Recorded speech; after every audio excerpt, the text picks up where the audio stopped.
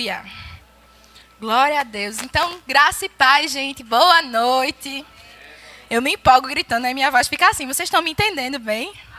Amém. Glória a Deus. Acredito que a maioria hoje seja da casa, então já me conhece. Mas mesmo assim eu vou me apresentar, porque pode ser que alguém esteja assistindo e não me conheça. Meu nome é Juliane, eu sou missionária em treinamento aqui dessa igreja. E para mim é uma honra poder servir ao Senhor, servindo a vida de vocês hoje através da palavra. Amém? Quero agradecer aos nossos pastores, pastor Eric e Sheila, e aos nossos pastores que estão de férias, pastor Guilherme e Adriana, por essa oportunidade. E glória a Deus. Para a gente entrar no tema de hoje, eu vou contar uma pequena experiência que tem acontecido comigo nessa última semana. Ai, eu cantei muito, eu estou me recuperando ainda, mas está tudo bem. Segunda-feira vai ser meu aniversário. E eu vou fazer 25 anos. E para mim é uma idade assim importante. Não sei porquê, mas minha cabeça então está tudo bem. E eu tive os últimos dias bem reflexiva e pensando, percebendo no Senhor algo para esse novo tempo. E também quando eu recebi a escala, eu soube que ia ministrar hoje. Eu estava pensando, nossa, minha última oportunidade de ministrar antes de fazer 25 anos. Quer dizer alguma coisa? Nada, mas para mim tem, então está tudo bem. E eu fiquei pensando sobre o que ministrar hoje. Eu orei ao Senhor, mais ou menos um mês atrás, quando a escala saiu, e não tive nenhuma resposta. Há uns 3 dias atrás, Deus me trouxe ao coração um versículo que eu já conhecia, que eu acredito que vocês conhecem, mas que não é um versículo que eu costumo visitar sempre. E aí esse versículo subiu ao meu coração, eu fui ler, busquei do Senhor, amém, acho que deve ser para a minha vida, estou procurando uma coisa para essa nova estação, deve ser isso. E orei sobre isso, li mais um pouco e estive orando para esse dia. E toda vez que eu falava, Senhor, e aí, está chegando o dia, eu vou ministrar o quê? O que é que o Senhor quer tratar com a gente? Aí Deus vinha e me dava de novo esse versículo. E eu assim, mas eu já li, não teve mais nada de revelação, acho que não é não. E eu orava, Senhor, e aí, vai ser o quê? E de novo o versículo. E às vezes Deus fala com a gente e a gente percebe que Ele falou, mas não sabe discernir a direção que Ele está dando com aquela palavra que Ele entrega para nós. Por isso é importante que a gente esteja bem afinado com o Espírito Santo e também bem atento às palavras de Deus. Não só para ouvir, mas para perceber o que fazer com aquilo que Deus tem falado para nós. Amém? Glória a Deus. E vocês podem abrir em Provérbios 3. Nós vamos ler o versículo 12. E aí vocês já vão saber um pouco do que a gente vai falar hoje. Daqui a pouco eu vou contar qual foi o versículo que Deus trouxe para a gente. E ainda não é esse.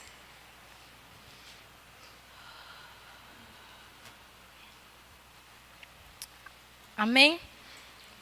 Diz o seguinte, lá em Provérbios 3, capítulo 3, versículo 12. Acho que vai ficar um pouquinho diferente, que eu não falei que a minha versão é NAA. Diz o seguinte: apreço pela exortação. Porque o Senhor repreende a quem ama, assim como um pai repreende o filho a quem quer bem. Calma, gente, que hoje eu não vou repreender ninguém diretamente, porque eu não sou ungida para isso, aí temos os pastores para essa função. Mas eu queria compartilhar com vocês a importância de momentos de conselho e de momentos de exortação, que são momentos de repreensão, momentos que Deus traz para nós alguns assuntos e nos dá conselhos de como agir, do que a gente precisa melhorar, de como a gente deve se portar enquanto filhos de Deus. E tudo isso não é porque as pessoas querem que seja assim, mas porque Deus deseja que a gente vá bem em todas as coisas. E quando a gente leva em consideração esses momentos de conselho, esses momentos de exortação, a gente só tem a ganhar e avançar no plano que Deus tem para nós. Amém? Ainda em Provérbios, no capítulo 11... no verso 14, na versão Almeida Corrigida Fiel, diz uma outra coisa. Não havendo sábios conselhos, o povo cai, mas na multidão de conselhos há segurança. E aqui fala multidão de conselhos e eu quero trazer um equilíbrio a respeito disso. A gente não vai estar ouvindo conselhos de qualquer pessoa, mas a gente busca pessoas maduras na fé, pessoas que estão sobre a nossa vida, como a nossa liderança, os nossos pastores, nossos amigos, irmãos em Cristo, que a gente percebe que tem uma vida com Deus, uma vida de integridade diante da palavra, pessoas que a gente sabe que se a gente for buscar socorro a respeito de um assunto, vai vir com algo da parte de Deus para nós. Amém? Então, esses lugares são lugares de segurança para nós. Onde há conselhos, há segurança. Inclusive, gente, eu li 2 versículos de Provérbios agora, e eu queria recomendar que vocês colocassem na sua vida devocional mesmo um hábito bem pequenininho, mas que faz muita diferença. A leitura de um provérbio por dia. Provérbios tem 31 livros. Não, é um livro que tem 31 capítulos.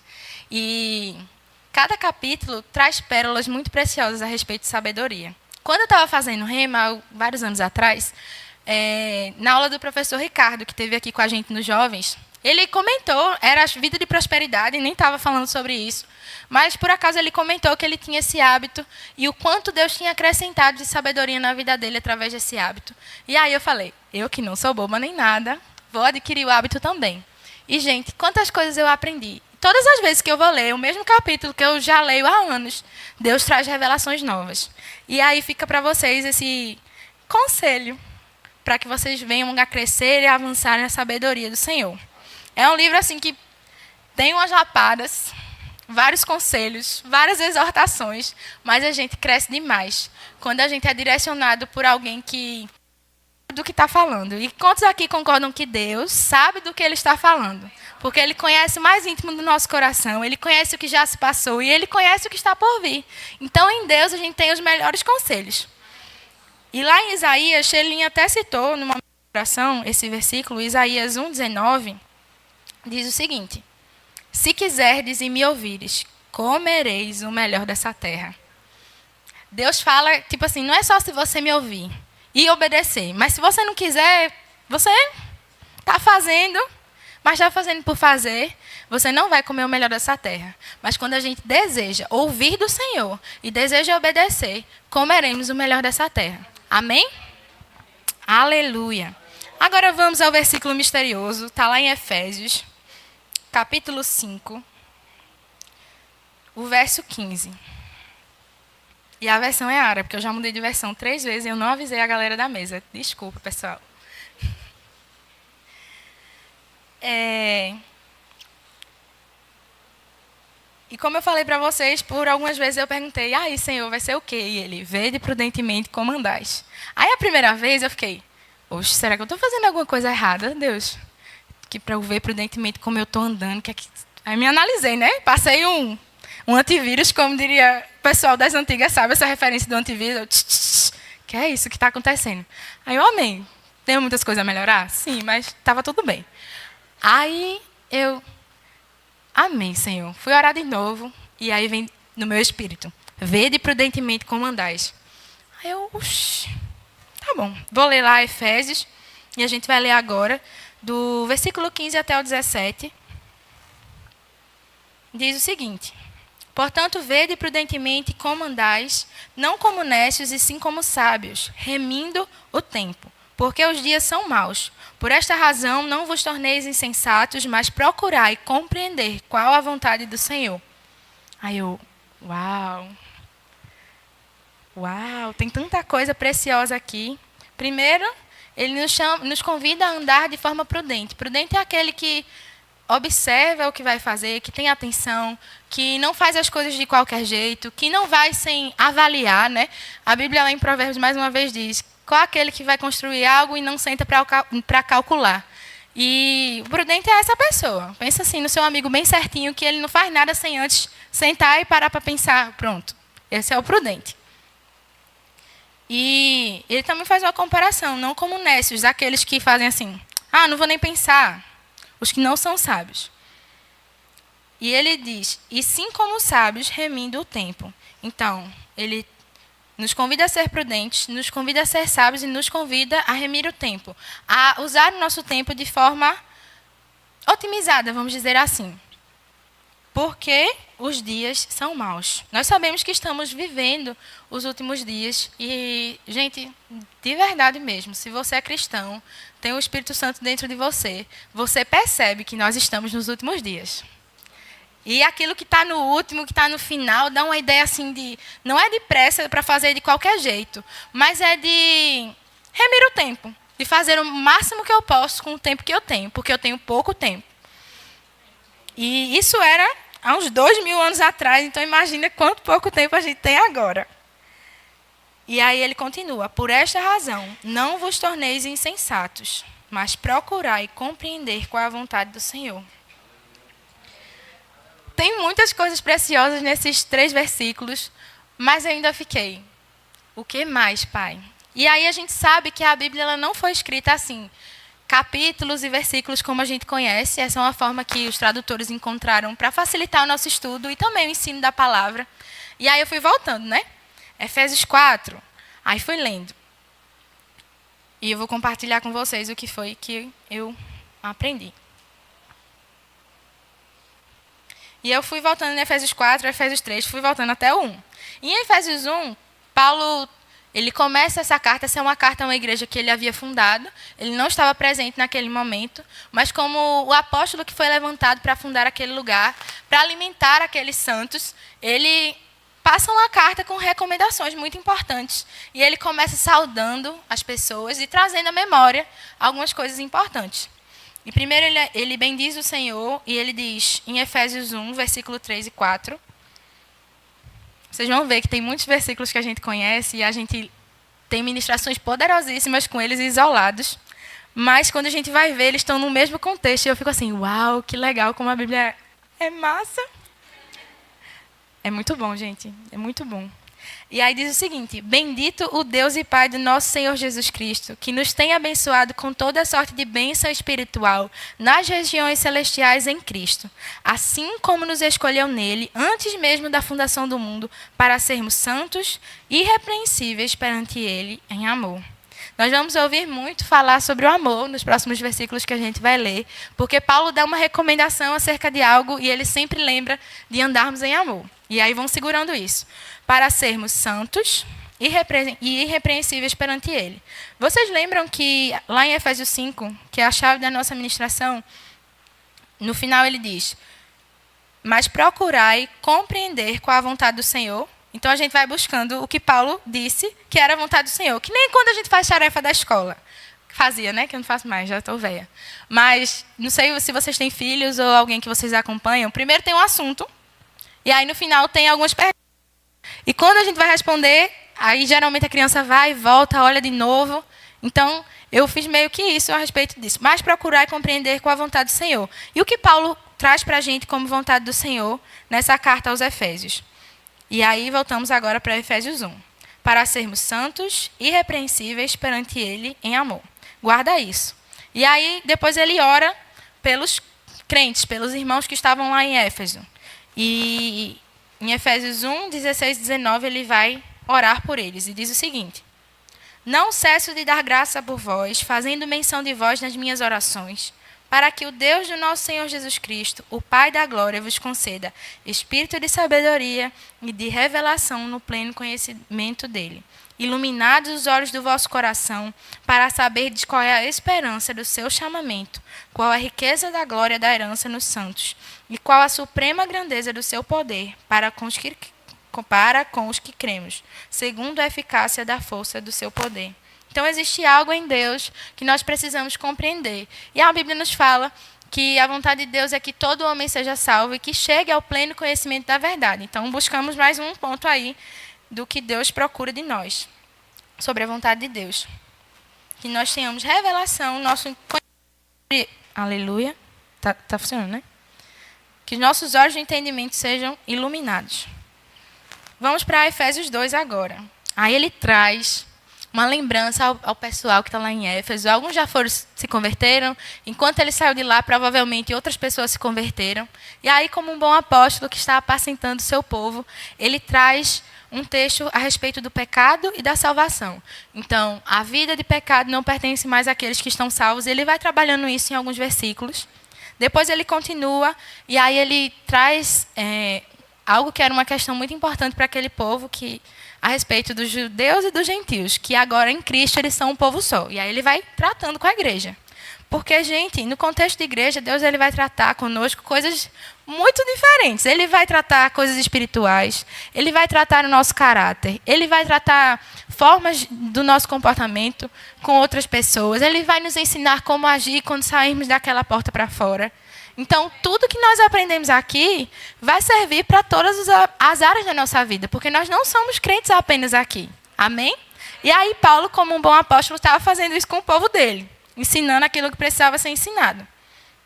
E aí ele também, em Efésios, agora a gente já está no 3.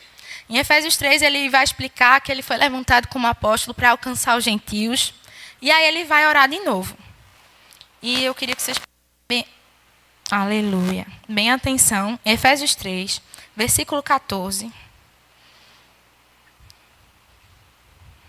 A gente vai levantar alguns pontos aqui. Amém. Diz o seguinte: por esta causa me ponho de joelhos diante do Pai, de quem toma o nome toda a família, tanto no céu como sobre a terra, para que, segundo a riqueza da sua glória, vos conceda que sejais fortalecidos com poder, mediante o seu Espírito no seu homem interior. E assim habite Cristo no vosso coração pela fé, estando vós arraigados e alicerçados em amor, a fim de poderes compreender com todos os santos qual é a largura e o comprimento, e a altura e a profundidade, e conhecer o amor de Cristo, que excede todo entendimento, para que sejais tomados de toda a plenitude de Deus. Ora, aquele que é poderoso para fazer infinitamente mais do que tudo que pedimos ou pensamos, conforme o seu poder que opera em nós. A ele seja a glória, na igreja e em Cristo Jesus, por todas as gerações e para todos sempre. Amém? Mais uma vez, Paulo fala sobre conhecer o amor de Cristo, sobre habite ricamente em vós o amor. Para que o amor de Deus ele habite ricamente em nós. E se a gente parar para pensar, Paulo também escreveu 1 Coríntios 13, que é o capítulo do amor, que acho que a maioria conhece também. Então, Paulo sabia do que ele estava falando. E quando ele falava de amar, ele não falava de um amor superficial, mas de um amor sacrificial, que ele não aprendeu dele mesmo, mas que, através do nosso novo nascimento, o Senhor derramou no nosso coração, através do Espírito Santo. Então, é um amor que dá... Aleluia! Glória a Deus! Um amor que dá a vida pelo outro. E ele vai agora, em Efésios 4, falar sobre a unidade da fé. E o amor está muito ligado à unidade, porque quando eu amo o meu irmão, eu vejo ele como um comigo, e eu honro o meu irmão, eu cuido do meu irmão, eu sirvo o meu irmão, porque eu ando em amor. Então, uma coisa está ligada à outra. Eu percebo o meu irmão como um igual a mim.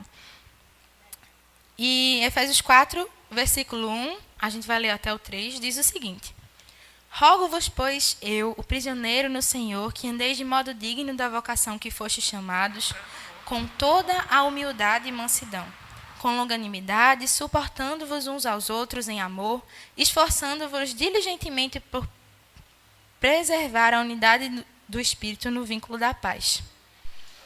Então, esse papel de preservar a unidade é nosso. E, às vezes, gente, na convivência, né? Todo mundo tem diferenças. Nós fomos criados em casas diferentes, com visões diferentes. E na convivência, no serviço aqui nesse lugar, a gente pode ter alguns atritos. Mas é o nosso papel guardar o nosso coração, assim como a palavra nos ensina. Sobre tudo que se deve guardar, guarda o teu coração. Mantenha o teu coração limpo, não leve em consideração a ofensa. E decide amar o teu irmão, manter-se unido com ele. Não fala assim, fulano é muito chato, quero nada, não, vou não. Escala com fulano, não posso trocar, quero não. Guarda o teu coração desse tipo de coisa. Você vai perceber que, às vezes, aquela pessoa que um dia falou algo que te chateou é uma pessoa tão legal, uma pessoa que carrega algo de Deus tão poderoso, que vai te abençoar lá na frente. Ou, às vezes, não. Às vezes, a pessoa continua precisando ser tratada por Deus, tem algumas atitudes erradas. Mas, assim, guarda o teu coração. Não deixe de crescer por causa de outra pessoa. E também não abandona. Se aquela pessoa precisar de ajuda, amém, meu irmão. Tamo aí, vamos junto. Amém. Vamos lá, te perdoo e esquece. Perdoa e esquece. Amém? Aleluia. Esse microfone abençoado. E ele continua com agora outra parte importante para a gente, enquanto igreja, né? A maioria daqui é crente hoje, e esse culto vai falar mais sobre isso. E ele vai para uma parte muito importante. Ele vai começar a falar sobre os dons, sobre o santo ministério e o serviço dos santos.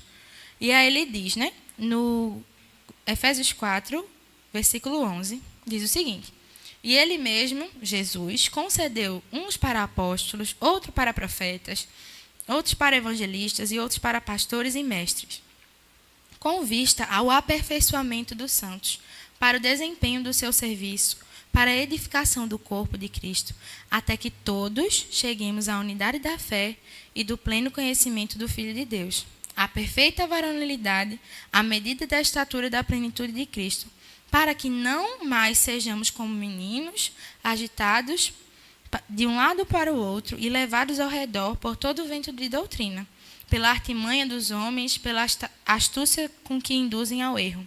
Mas, seguindo a verdade em amor, cresçamos em tudo naquele que é a cabeça, Cristo.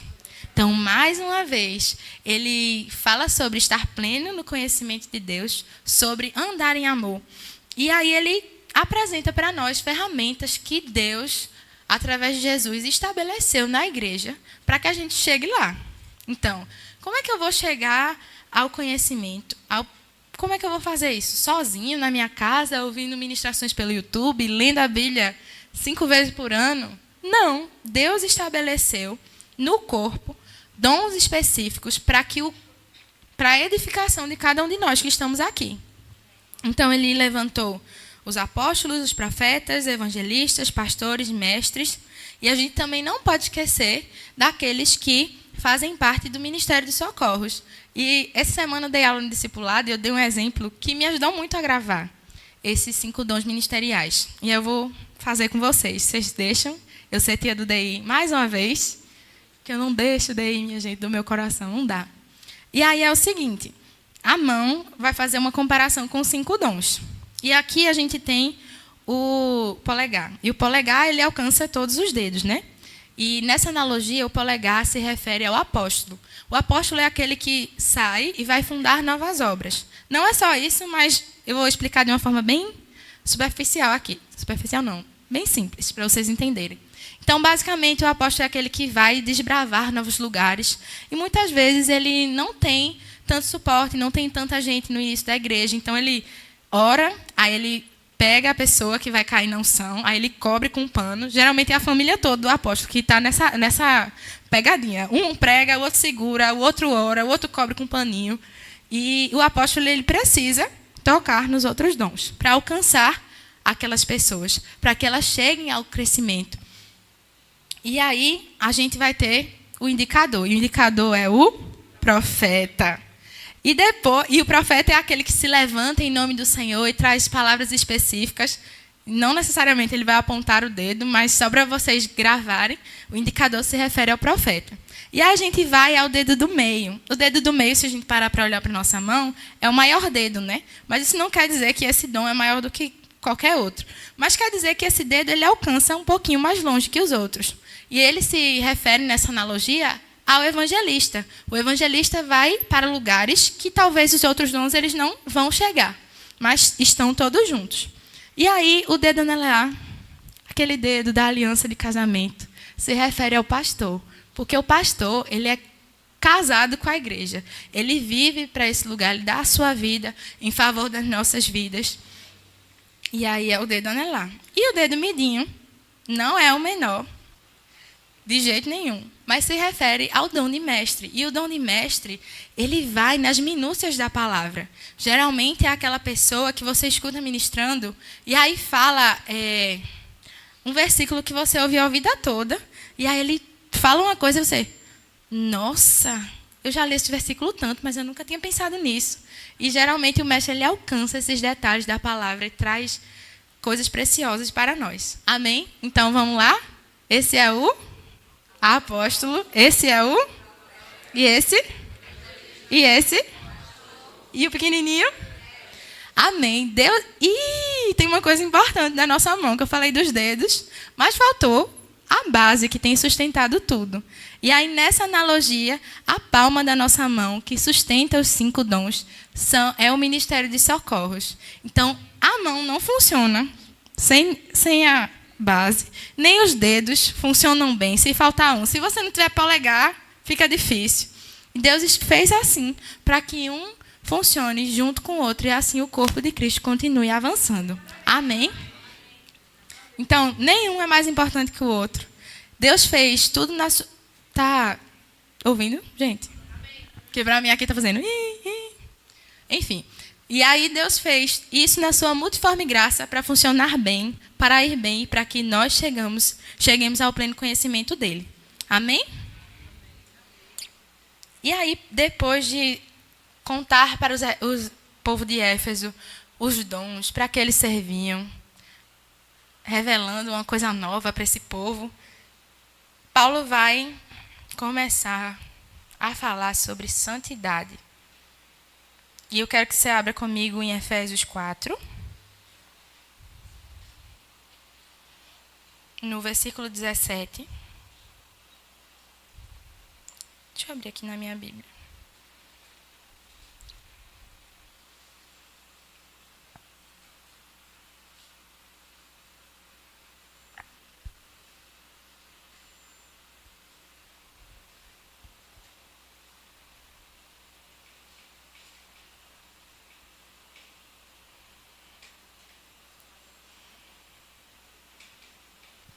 Amém. Versículo 17. Então, o povo de Éfeso era um povo que vivia em meio aos gentios, e os gentios eram o povo que não eram judeus. Basicamente, todos os outros povos que não eram judeus, que não tinham aliança com Deus antes de Jesus vir, são denominados gentios. E aí, ele dá uma instrução ao seu povo. Isto, portanto, digo, e no Senhor testifico, que não mais andeis como também andam os gentios, na vaidade dos seus próprios pensamentos, obscurecidos de entendimento, alheios à vida de Deus, por causa da ignorância em que vivem, pela dureza do seu coração. Os quais, tendo se tornado insensíveis, se entregam à dissolução, para com avidez cometerem toda a sorte de impureza. Mas não foi assim que aprendeste de Cristo. Se é que de fato tendes ouvido, e nele fostes instruídos, segundo é a verdade em Jesus. E aí, o caldo começou a engrossar aqui. Paulo falou sobre salvação, sobre redenção, sobre todos os povos juntos, gentios, judeus. E aí ele falou sobre os dons que Deus entregou para que todos cheguem ao pleno conhecimento. E aí ele começa a fazer separação de quem serve e quem não serve. A Bíblia nos ensina que tem que haver diferença daqueles que servem e daqueles que não servem. E aí ele fala uma coisa muito interessante aqui, que os gentios, no caso, aqueles que ainda não serviam a Jesus, eles andam na vaidade dos seus próprios pensamentos, que eles têm o seu entendimento obscurecido e eles são alheios à vida de Deus, por causa da ignorância e da dureza do coração. Mas isso não é algo que é a realidade para aqueles que nasceram de novo. Porque a Bíblia nos diz que Deus ele dá um coração de carne para aquele que teve um dia um coração de pedra, ainda no Antigo Testamento. Quando a gente nasce de novo, o Espírito Santo passa a habitar em nós. Nós verdadeiramente nascemos de novo, nosso espírito está ok, mas a nossa carne precisa ser ajustada. E isso vem através da graça de Deus sobre a nossa vida, que nos capacita a viver uma vida santa. Não é uma graça que cobre multidão de pecados e por isso eu vou continuar pecando. Em outra carta, Paulo fala, que diremos, pois? Se a graça é abundante, eu vou parafrasear, porque eu não lembro exatamente como é o versículo, mas ele diz assim, porque tem graça, vocês vão continuar pecando? Não, de forma nenhuma. E aí a gente continua estudando a palavra e vê que a graça nos capacita a viver uma vida santa, uma vida longe do pecado. A Ju está dizendo que a gente nunca vai pecar porque a gente nasceu de novo e aí todo mundo é perfeito. Não, até porque senão a gente estaria no céu. Mas a nossa natureza é uma natureza santa. Ou você vai dizer que se Deus habita em você, tem alguma mácula em Deus? Não tem. A sua natureza, que foi recriada em Cristo, é uma natureza santa. E se por acaso, durante o caminho, você pecar, você errar, é rápido, se arrepende, pede perdão, Deus perdoa e você segue sua vida vivendo santo diante de Deus. Deus não nos chamou para viver uma vida de pecadores. Pecador é aquele que vive pecando. Como filho de Deus, nós não somos pecadores. Amém? Aleluia. Nós não vivemos na vaidade dos nossos próprios pensamentos. Então, assim, o irmão pregou que eu deveria andar em amor. Ou a irmã pregou que eu deveria perdoar aquela pessoa que só erra comigo, só erra. Eu não aguento mais, eu perdoo, a pessoa erra, eu perdoo, a pessoa erra.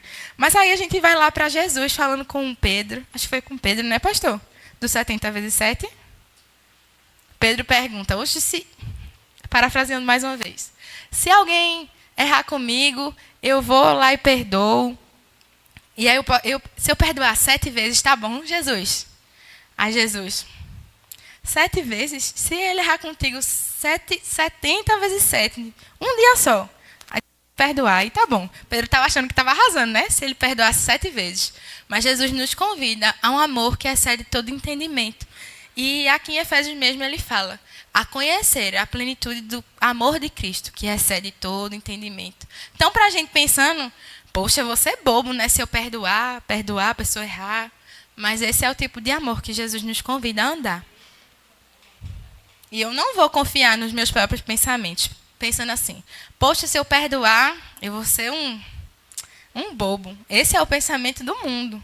Não deve ser o nosso pensamento. A gente não confia no que a gente acha que é melhor para nós, mas a gente confia em Deus, que sabe o que é melhor para nós e decide seguir aquilo que Ele tem nos ensinado. Amém?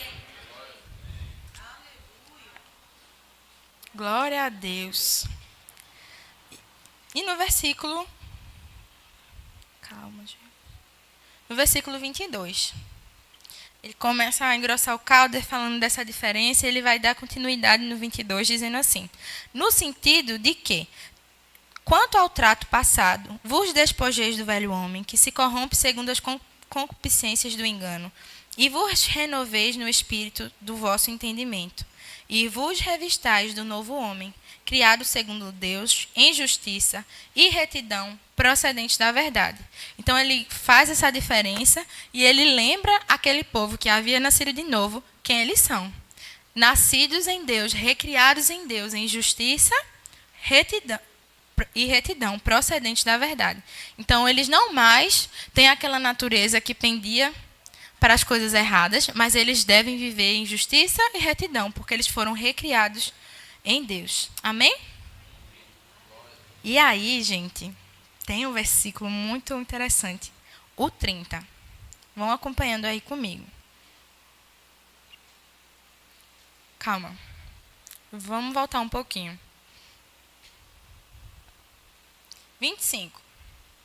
Vamos continuar. A gente leu até o 24, a gente vai agora a partir do 25.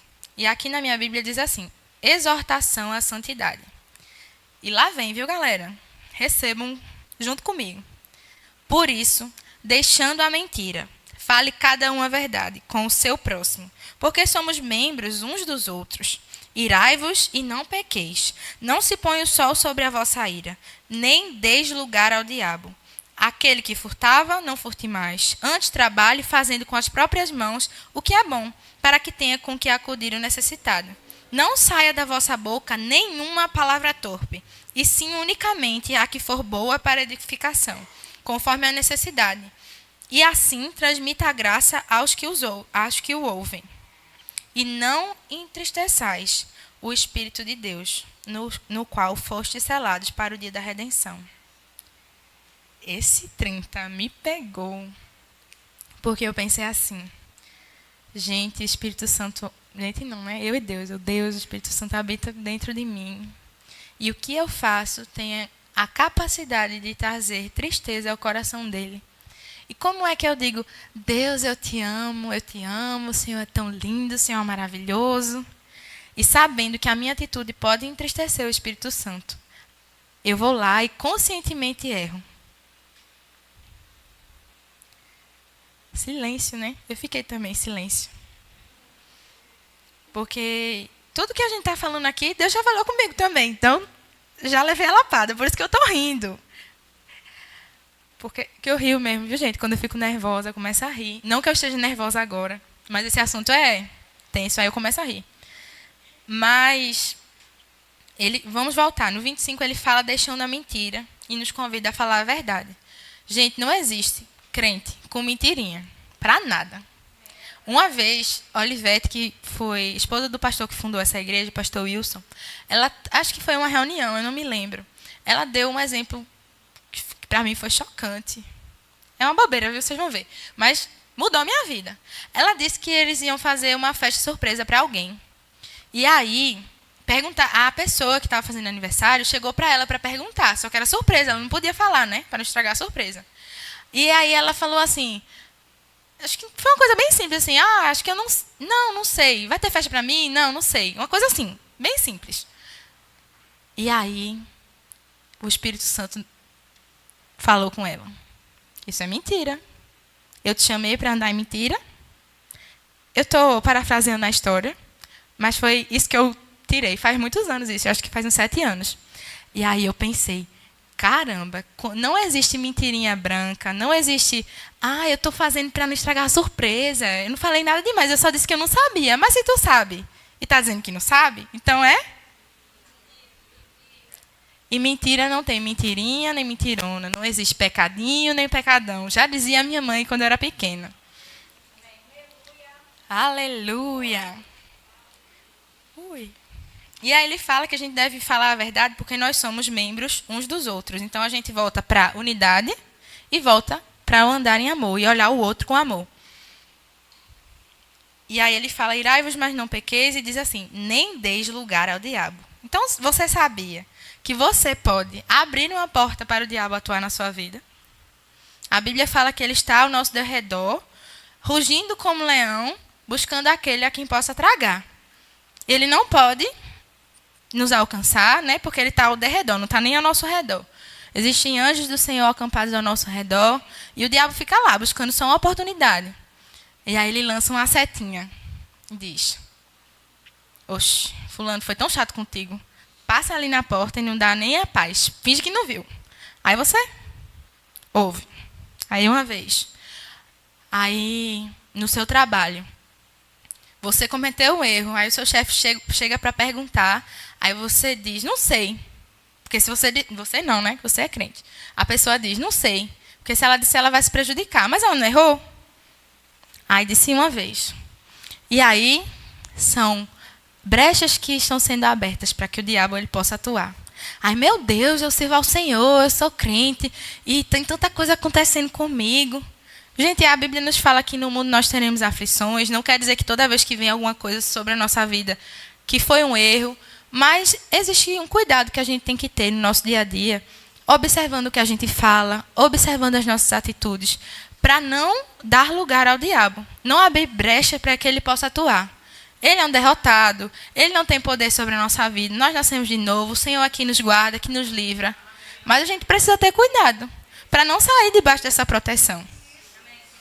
Todas as nossas palavras, ele falou aqui em cima, que nós não devemos falar palavras torpes. Antes devemos falar palavras que vão trazer glória ao Senhor. Sabe, às vezes a gente está no meio dos amigos, aí começam as conversas bestas, minha gente. Aperreando, eu estou falando bem nordestinês, né? Mas vocês estão entendendo, né? Que todo mundo é nordestino aqui, então está tudo bem. Então, falando gracinha, incomodando o irmão, fazendo um bullyingzinho leve. Gente, tá edificando quem? Esse tipo de conversa. Você poderia estar usando seu tempo com seu irmão em Cristo para conversar sobre a palavra, para conversar sobre... Não precisa nem ser só sobre a palavra, mas sobre algo que ele está enfrentando, um sentimento que ele tem. E aí você já teve experiência com Deus nessa área, e você pode abençoar a vida dele. Aí está perdendo tempo fazendo gracinha, conversa torpe. A Bíblia chama isso de chocarrice. Eu achei uma palavra muito engraçada. Mas coisa assim que não está trazendo edificação para nada nem para ninguém. Use seu tempo bem. A gente precisa remir o tempo, que os dias são maus. E eu não estou dizendo que a gente não possa ter momento de descontração, brincando, rindo, mas percebe se o tipo de brincadeira que você está fazendo está trazendo bênção, está trazendo graça para a vida do seu irmão, ou está sendo incômoda, está sendo chata. Às vezes a gente fica, minha irmã está ali, aí olha para uma para outra e fala assim, você é muito feia, mulher, misericórdia. Aí aquela brincadeira assim de irmã. Só que esses dias eu estava pensando, e o Senhor me lembrando, por que eu não posso usar minha língua para dizer, nossa, como tu é linda, mulher. Poxa, tu é tão linda.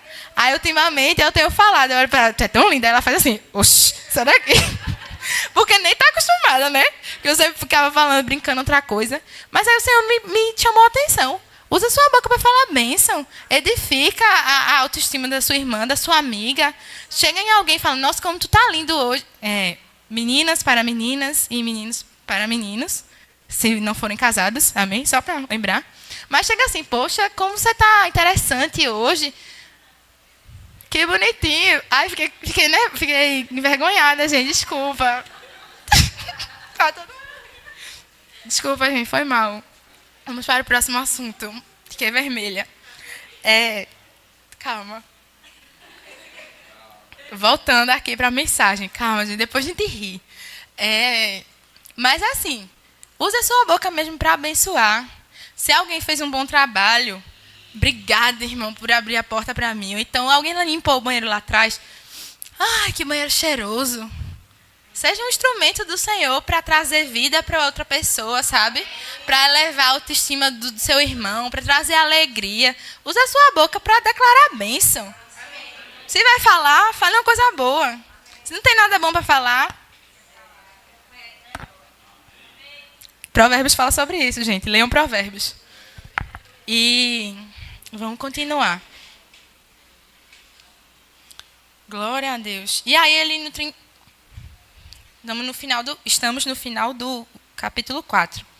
Não entristeçais o Espírito de Deus no qual fostes selados para o dia da redenção. E aí ele fala, longe de vós toda amargura, toda cólera e ira e gritaria e blasfêmias e bem assim toda malícia.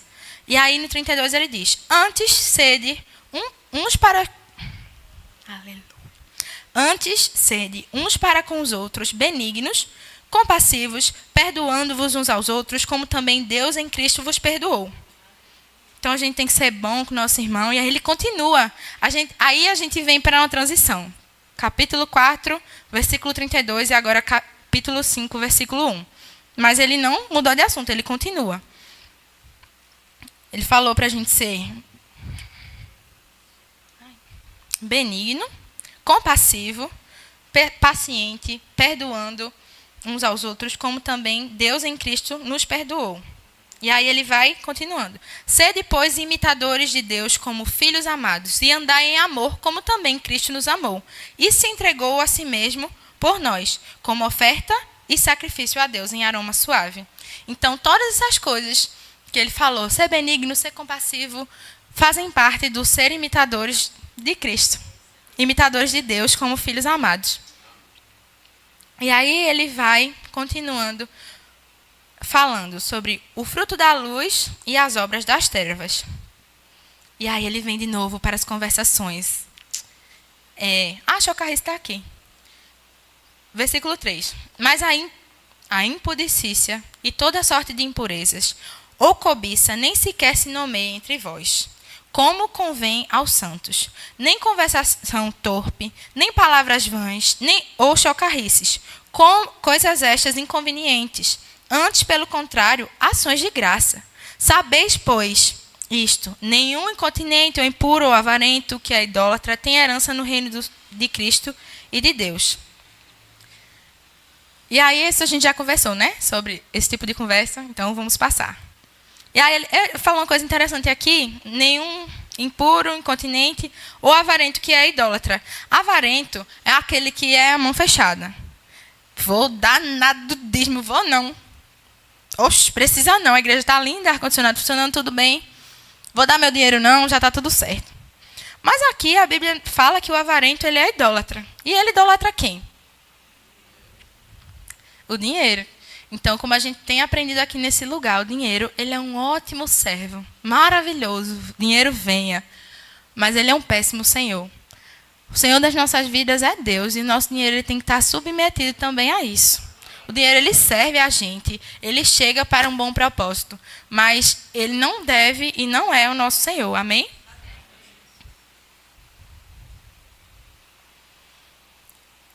Aleluia.